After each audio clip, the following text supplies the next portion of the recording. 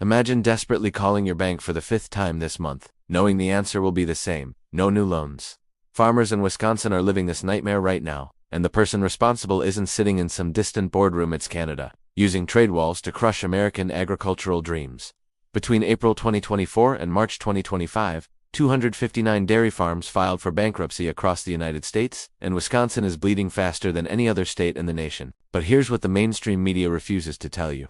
This isn't about free trade, it's about a calculated rejection that's destroying families who've farmed the same land for generations. If you're watching this and feeling the pressure on agriculture, on small business, on rural America itself, hit that subscribe button right now, because we're about to expose the exact mechanisms destroying these communities. Comment below which aspect of this crisis affects your community the most, because your voice matters when trade decides who survives and who doesn't. For years, American dairy farmers believed the USMCA trade agreement negotiated in 2020 would finally give them fair access to Canadian markets. They watched the treaty get signed, the quotas get established, and exports slowly begin to grow. By 2024, American dairy shipments to Canada reached a stunning $1.1 billion annually, more than triple what Canada sent back to the United States. On paper, this should have represented victory: American cheese, milk, and dairy ingredients flowing across the border with zero tariffs within agreed limits. Yet something was fundamentally broken in how the agreement was working. Canada's supply management system, dating back to the 1970s,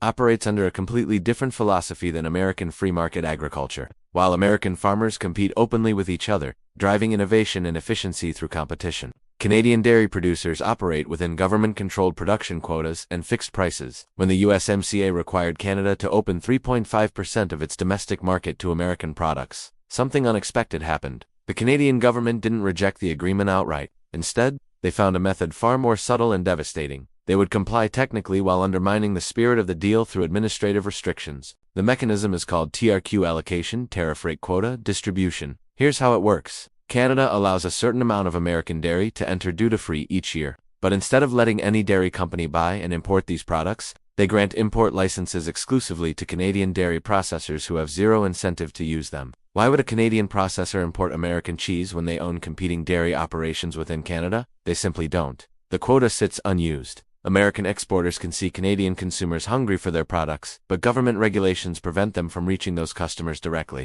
It's a trade barrier that looks invisible on paper, but functions like a concrete wall in practice. By 2023, the fill rate, the percentage of quota actually used, averaged only 26.72% across calendar year dairy products. That means over 73% of the market access American negotiators fought for sits completely empty. American dairy companies have buyers waiting in Canada. They have logistics networks ready, they have competitive prices, but they cannot legally reach customers because of administrative licensing decisions made by Canadian bureaucrats who seem determined to protect their domestic industry regardless of treaty obligations. President Trump's administration began threatening 25% reciprocal tariffs on Canadian goods in early 2025, specifically citing the dairy situation. Trump's language was blunt and sometimes exaggerated, claiming Canada charges 250 to 270% tariffs on dairy, which is technically true only on quantities beyond the quota. But behind his inflammatory rhetoric sat a legitimate grievance. American farmers, promised market access through international negotiation, discovered they'd been handed an empty agreement.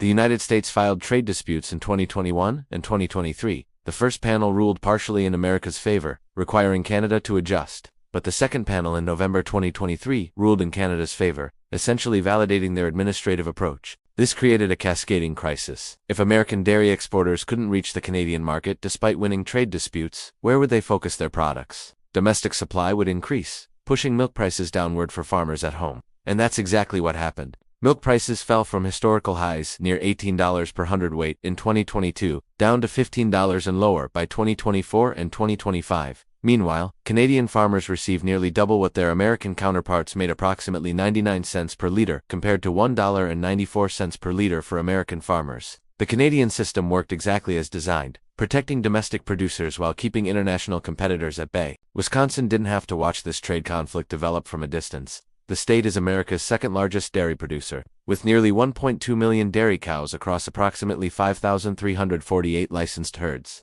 These aren't faceless industrial operations. They're multi-generational family farms, where fathers taught sons the craft of dairying, where morning and evening milking determined the rhythm of life, where debt accumulated slowly over decades built on the assumption that milk would always have value.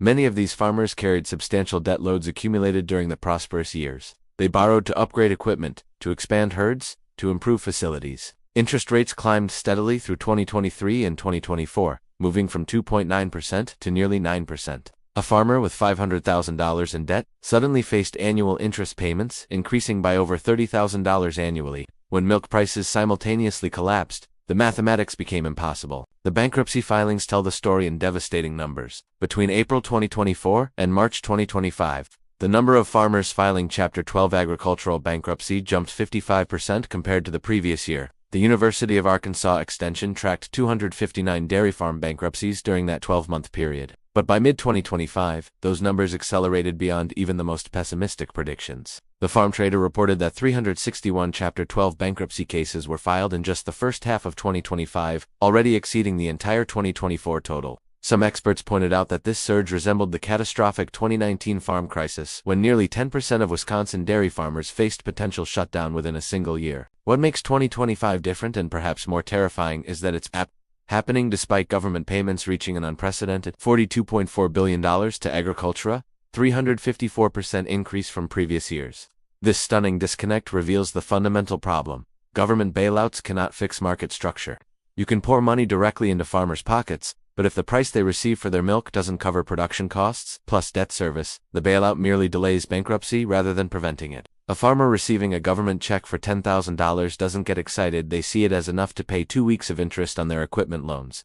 It's mathematically insufficient to address the underlying crisis. The Wisconsin farms disappearing operate at an average size of around 200 cows, managed by families whose entire identities intertwine with agricultural production. These aren't the massive 1,300 KO operations dominating California, where efficiency and scale create profitability even in difficult years. Wisconsin's geographic heritage as America's dairyland actually became a liability, because smaller, more tradition-bound farms couldn't achieve the economies of scale necessary to survive collapsing milk prices. Each closure sent ripples through rural communities. The feed supplier who sold 217 farms in a county and lost 5 of them cut staff. The equipment dealer who previously maintained 40 milking systems suddenly serviced 20. Local schools saw enrollment decline.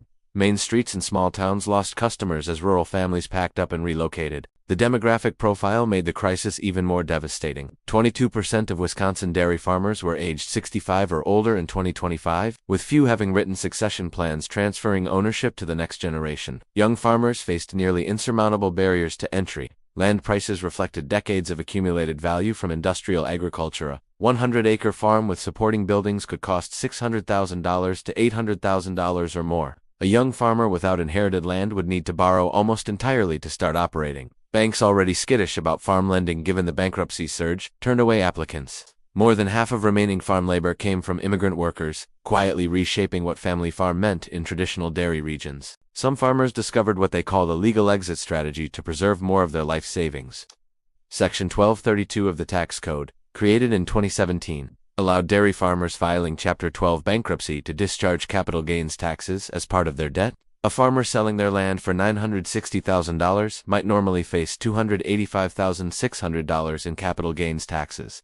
Through strategic bankruptcy filing, that tax obligation could be reduced to approximately $57,120, leaving them with an extra $228,000 compared to simply selling the operation. This loophole became so well known that some farmers actually filed bankruptcy not because they were necessarily insolvent, but because bankruptcy allowed them to preserve more equity. This meant even the farms that technically could continue operating chose exit, further accelerating the industry's contraction. Wisconsin had already lost significant ground over decades. In 2005, the state housed 15,100 licensed dairy herds. By 2015, that number had fallen to 9,900. By 2022, it dropped to 6,350. In 2024 alone, Wisconsin lost 455 dairy farms, a 7% decline in a single year.